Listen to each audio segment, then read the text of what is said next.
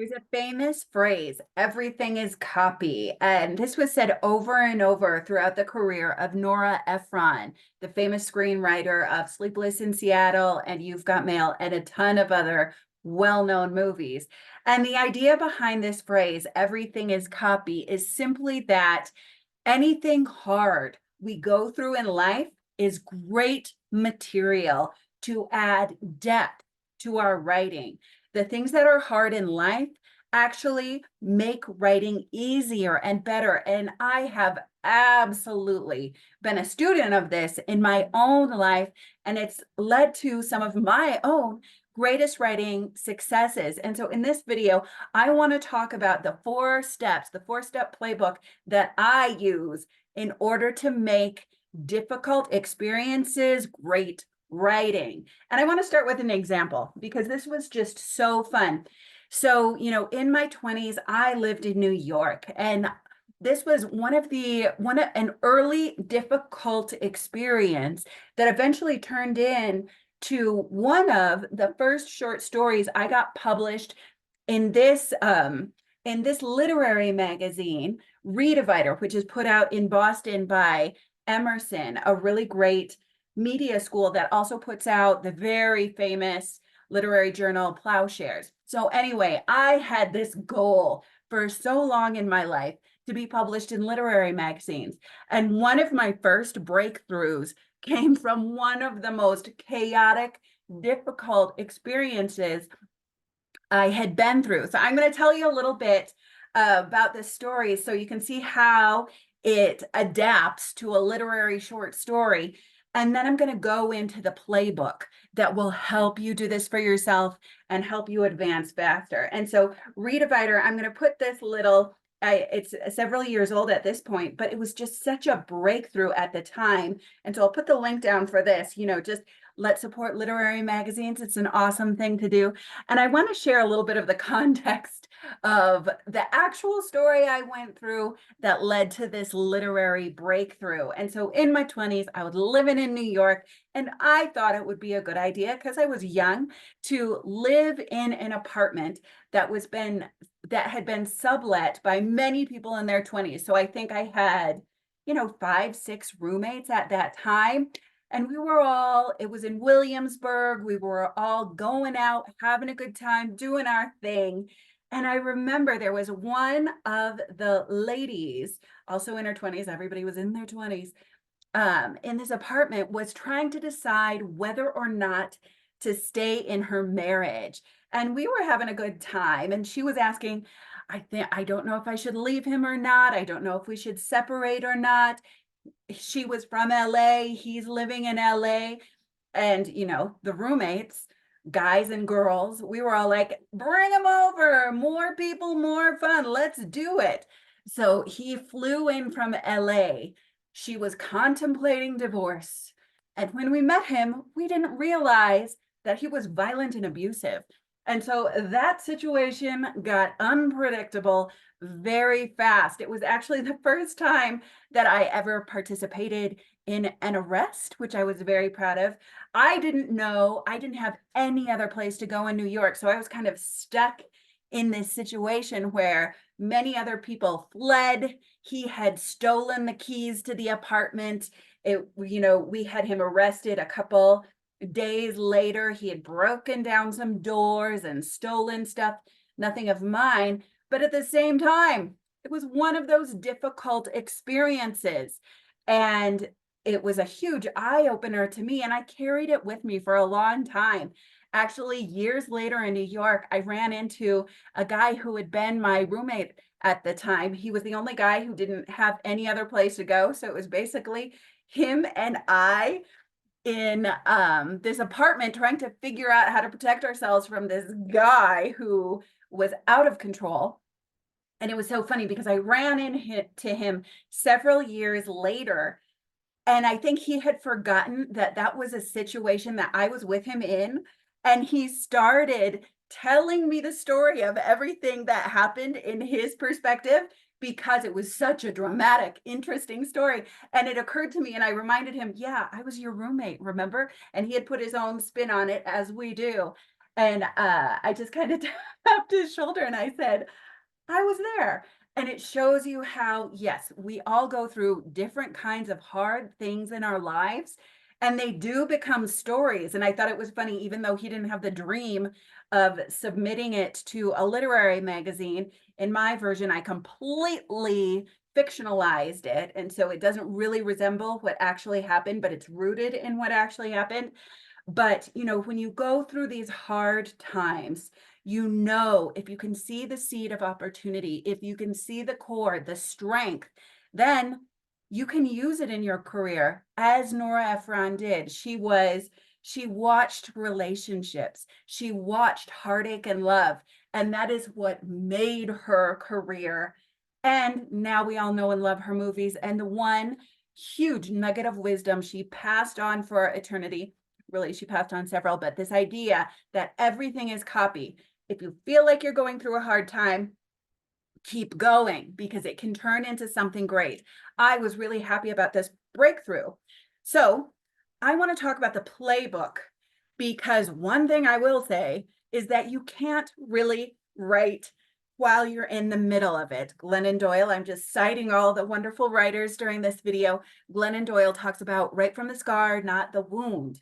And so that's the main step to this playbook that I'm going to break out in 4 points in order to be able to use your hardest, your deepest experiences to really fuel your writing career. And so, when Glennon Doyle says, right from the scar, not the wound, she's talking about there needs to be some calm, some healing going on, some reflection, some time to yourself, which often you may not have in a chaotic situation. And so, when you can get that time to yourself, that's when the gold and the lessons and the wisdom and the emotion and the dramatic arc come out. And so this playbook is how I get through difficult situations as quickly as I possibly can, so I can, rob it for my writing later. So step number 1 in the 4-step playbook to turning hard times into great writing is address the situation as quickly as possible. If something's terrible, do not procrastinate it. Do not let it ride. You may not know what to do.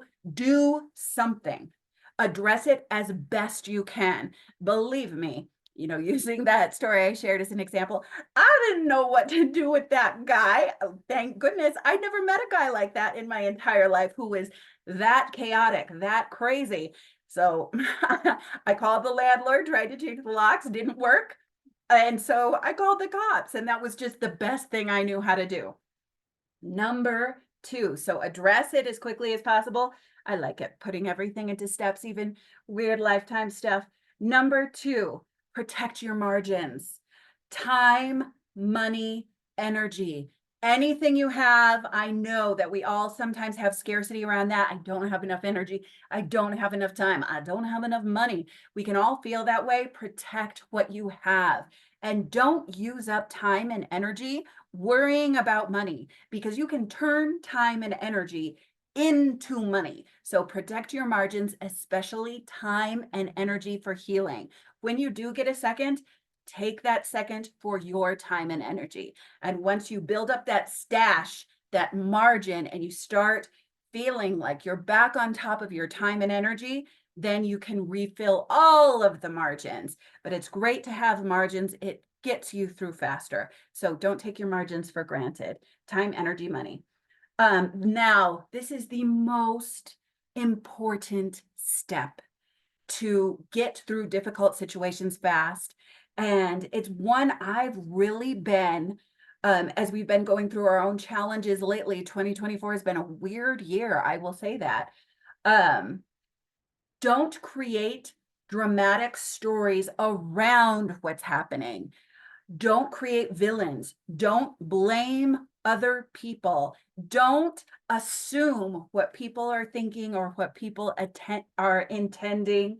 Don't jump to conclusions of how bad it can be, one thing that has really been an eye-opener for me, and I'm treasuring this lesson in my own life more than I ever have, is that when emotions run high, they have kind of a static cling for stories, for this person has always been that way, or this person meant to do that, or whatever the story is. We immediately, almost instinctively, create stories to try to make sense of them. And if you ride those stories out, they can make a bad situation worse. If you villainize somebody, it just polarizes this situation and makes it even worse. Thinking of that situation, of course, there is someone who is immediately not in control of themselves. And so that could be very dangerous. But what do we need? We need to think strategically in order to get that situation under control. We don't need to blame somebody for their own psychology. We don't need to blame somebody for getting married to the wrong guy. We don't need to blame anybody for putting us in the situation. We just need to get out of the situation, deal with the facts as quickly as possible. As an aside, I suppose the reason that I am so harping on this in my own mind and in the world, it's just one of those things that's blossoming to me at new levels, is I have seen people burn down beautiful, successful businesses through being litigious, creating legal problems, creating conflict, burning bridges. You know, through these stories we create in a difficult situation. So I know I harped on this, but you can create, I like to delineate between emotional stress. When you're in a difficult time, you are going to have emotional stress, but you can keep it at the level of emotional stress, which allows you to immediately address problems because you're feeling that emotional stress. So do something, take action to alleviate that emotional stress. And if you do that in that direct way, 1, 2, then you don't create more chaos, more problems that didn't even exist. So yes, that's the fastest road, playbook through the hard times. So then you can turn those hard times into something beautiful. That was step 3. And step 4 is keep your pen on the paper. So as you're going through it, you're probably not going to craft it into an ideal plot structure at that moment. I would recommend that you don't. But what you can do is put down your thoughts, put down your fears, put down solutions, put down the things that are working well, the things that you appreciate. Journal, journal, journal your way through the difficult situation. And before you know it, you're not going to need to journal about your emotions and the difficulties and solutions anymore. You're going to be able to transcribe all of that wisdom into the beautiful thing that you are going to create in the world. And so, you want to know what I just realized? This was the let's see, I'm going to share. We are on the map that leads you to infinite creativity. And I did not drop that in the beginning as I usually do. And so I'm going to do it now. So this is week 5. Burn through blocks. We are at the dragon. And this is the playbook of how to turn anything into copy. Everything is copy. And so if you would like this map to infinite creativity that takes you from ideation here all the way to growing your mission as an author, I have all of the prompts, which are actually great prompts. If you're wondering what to journal, that was my last step of the playbook to turn hard times into great writing. I have created this map and then prompts to get you into the writing process. And why have I done that?